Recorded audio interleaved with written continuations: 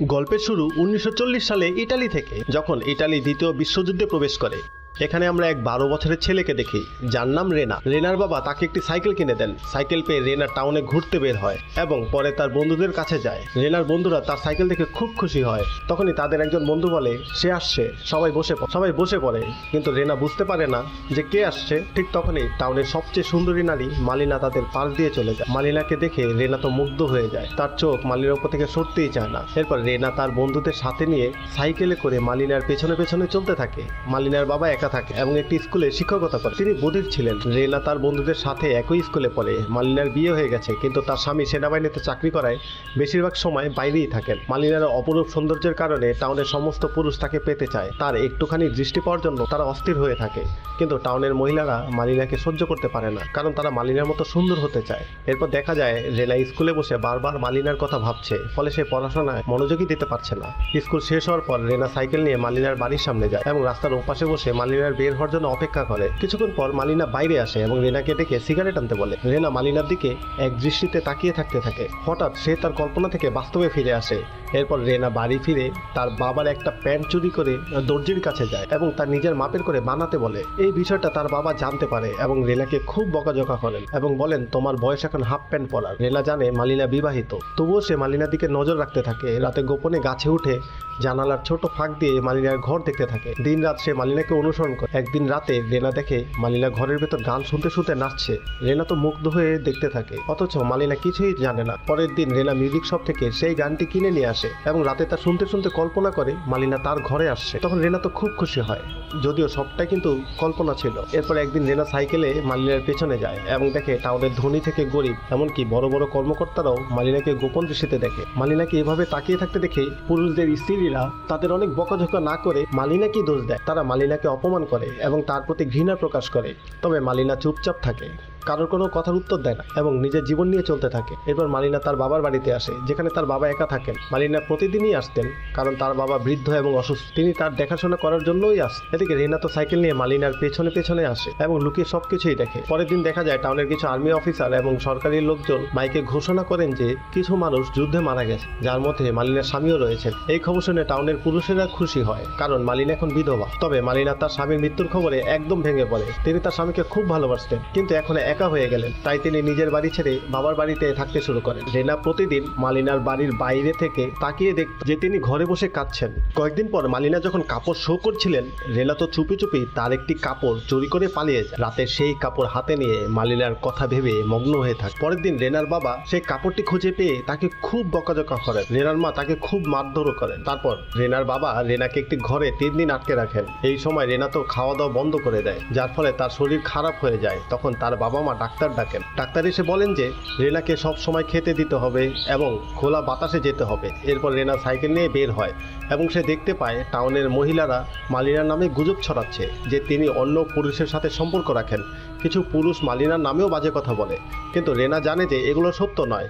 একদিন মালিনার বাবা যখন স্কুলে পড়াচ্ছিলেন, তখন তার কাছে একটা চিঠি আসে। সেখানে লেখা ছিল যে তার মেয়ে ভালো নারী নয় এবং টাউনের অনেক পুরুষের সাথে তার সম্পর্ক আছে। এই চিঠি পড়ে মালিনার বাবা রেগে যান এবং মালিনাকে বাড়ি থেকে বের করে দেন। এরপর মালিনা নিজের বাড়িতে ফিরে যান। এক রাতে রেনা গাছে উঠে জানালার ফাঁক দিয়ে মালিনাকে দেখতে পায়। সে দেখে মালিনার সঙ্গে টাউনের এক অফিসারের সম্পর্ক রয়েছে। এটা দেখে রেনার খুব খারাপ লাগে। এরপর এই অফিসার যখন বাইরে আসে, তখন এক ডেন্টিস্ট তার উপরে আক্রমণ করে। এই ডেন্টিস্টও মালিনাকে পছন্দ করত। তখন তার স্ত্রী পুলিশ নিয়ে আসে এবং সে বলে তার স্বামীর সঙ্গে মালিনার সম্পর্ক রয়েছে। তিনি মালিনার বিরুদ্ধে মামলা করেন। এই খবর বাতাসের মতো ছড়িয়ে পড়ে। সবাই বলতে থাকে যে মালিনার একটি বিবাহিত পুরুষের সঙ্গে সম্পর্ক আছে। এইসব কথা শুনে মালিনা খুব কষ্ট পায়। তিনি টাউনের নামকরা উকিলের কাছে যান এবং তার কেস লড়তে বলেন। উকিলও মালিনার সৌন্দর্যের সুযোগ নিতে চায়, তাই কেসটি নিতে রাজি হয়ে যায়। কোর্টে শুনানিতে মালিনার উকিল বলে যে ডেন্টিস্টের সাথে মালিনার কোনো সম্পর্ক নেই। এই অফিসার শুধুমাত্র তার বন্ধু। মালিনার উকিল কেসটি জিতে যায়। এরপর সেই উকিল মালিনার বাড়িতে আসে এবং ফি হিসাবে অনেক টাকা চায়। মালিনা তাকে ফি দেয়, তবে উকিল সুযোগ নিয়ে মালিনা থেকে নিজের কাজ হাসিল করে। এই ঘটনাগুলো রেনা দেখছিল।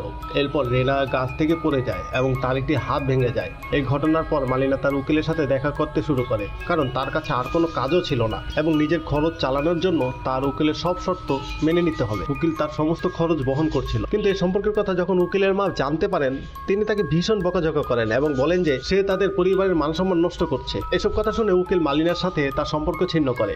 এই ঘটনার পর মালিনা একেবারে একা হয়ে যায়। তাকে কেউ কোনো কাজ দিতে চায় না এবং তার স্বামী থেকে যে পেনশন পাওয়া যেত সেটাও বন্ধ হয়ে যায়।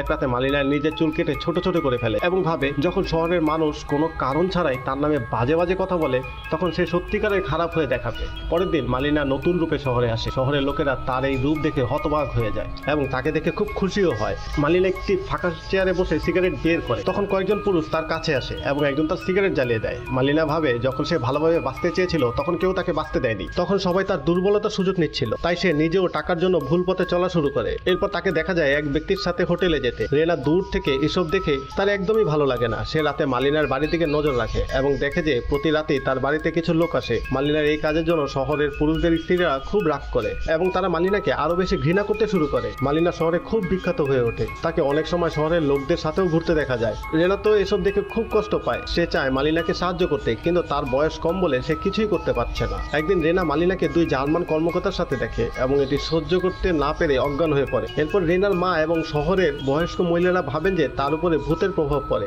তাই তাকে মুক্তি দিতে তারা চার্চের ফাদারের কাছে নিয়ে যান। এদিকে শহরের মহিলারা মালিনার প্রতি এতটাই বিরক্ত হয় যে একদিন তারা হোটেলে ঢুকে পড়ে। মালিনা সেখানে এক ব্যক্তির সাথে ছিল। তারা মালিনাকে বাইরে টেনে নিয়ে আসে, তার কাপড় ছেড়ে ফেলে, তাকে মারধরও করে এবং তার চুল নষ্ট করে দেয়। তারা মালিনাকে অপমান করে এবং শহর থেকে চলে যেতে বলে। সেখানে উপস্থিত কোনো পুরুষ তাকে সাহায্য করতে এগিয়ে আসে না। মালিনার জন্য অত্যন্ত অপমানজনক ছিল, তাই সে শহর ছেড়ে চলে যায়। রেনা তো দূর থেকে সবকিছু দেখছিল। কয়েকদিন পর মালিনার স্বামী শহরে ফিরে আসে। সবাই অবাক হয়ে যায়, কারণ তিনি এখনো জীবিত। যুদ্ধে তার একটি হাত হারিয়েছে। তিনি মালিনাকে খুঁজতে খুঁজতে নিজের বাড়িতে যান, যেখানে তিনি দেখেন যুদ্ধের কারণে বাড়ি হারানো কিছু লোক তার বাড়ি দখল করে রয়েছে। এরপর মালিনার স্বামী শহরের লোকদের কাছে তার স্ত্রীর কথা জানতে চান, কিন্তু কেউ তার উত্তর দেয় না। কেউ তাকে জানাতে প্রস্তুত ছিল না যে তার স্ত্রী কিভাবে আছে বা সে কোথায় গেছে। মালিনার স্বামীর বন্ধুরাও তার স্ত্রীর সম্পর্কে উল্টাপাল্টা কথা বলতে শুরু করে। তারা বলে যে সে যখন শহরে ছিল তখন তার স্ত্রী কি করতো। এসব কথা শুনে মালিনার স্বামীর খুব মন খারাপ হয়। রেনা মালিনার স্বামীকে সবকিছু বলতে চেয়েও সাহস করে বলতে পারে না। তবে রেনা জানতো যে মালিনা কোন ট্রেন ধরে কোন শহরে গেছে। সে রাতে চুপি চুপি মালিনার বাড়ির সামনে একটি চিঠি রেখে পালিয়ে যায়। চিঠিতে লেখা ছিল সে এখনো আপনাকে ভালোবাসে এবং সে মেসিনা শহরে চলে গেছে। এই চিঠি পড়ার পর মালিনার স্বামী সেই রাতেই ট্রেন ধরে মালিনাকে খুঁজতে বেরিয়ে পড়ে। এক বছর পর মালিনা তার স্বামীর সঙ্গেই শহরের রাস্তায় হাঁটার সময় আমরা দেখতে পাই মালিনা এখন আগের চেয়েও অনেক বেশি সুন্দর হয়ে উঠেছে। তবে এখন সে তার স্বামীর সঙ্গে রয়েছে, যা দেখে তারা স্বস্তি পায় এবং বুঝতে পারে যে মালিনা তাদের জন্য আর কোনো হুমকি নয়। মালিনার এই সাহস দেখে তারা অবাক হয়ে যায় এবং তার সম্পর্কে সম্মানের সঙ্গে কথা বলতে শুরু করে। মালিনা যখন বাজারে যায় তখন তাকে একসময় পেটানো মহিলারা গুড মর্নিং বলে এবং অনেকেই তাকে ম্যাডাম বলে সম্বোধন করে। মালিনা সবকিছু ভুলে তাদের গুড মর্নিং এর জবাব দেয়। বাজার থেকে কেনাকাটা শেষে বাড়ি ফেরার সময় তার ব্যাগ থেকে কিছু কমলা পড়ে যায়। রেনা এগিয়ে এসে সেই কমলাগুলো তুলে মালিনাকে দেয়। মালিনা যখন যেতে শুরু করে তখন রেনা তাকে গুড লাক বলে। এরপর রেনা সাইকেল নিয়ে চলে যায় এবং মনে মনে বলে সময় কেটে যাচ্ছে, আমি জীবনে অনেক মেয়েকে ভালোবেসে। তারা যখন আমাকে জিজ্ঞাসা করেছে তুমি কি আমাকে মনে রাখবে, আমি বলেছি হ্যাঁ আমি তোমাকে মনে রাখবো। কিন্তু কথা হলো একমাত্র যে মেয়েকে আমি কখনো ভুলতে পারিনি সে হলো মালিনা। এভাবেই সিনেমার সমাপ্তি হয়। বন্ধুরা, মালিনার জায়গায় যদি অন্য কোনো মেয়ে থাকতো তবে কি সমাজ তার সঙ্গে একই রকম ব্যবহার করতো? আপনার মতামত, নিজের মতামত অবশ্যই মন্তব্য বিভাগে লিখবেন। সবাই ভালো থাকবেন, হাসি খুশি থাকবেন, পজিটিভ থাকবেন। ধন্যবাদ।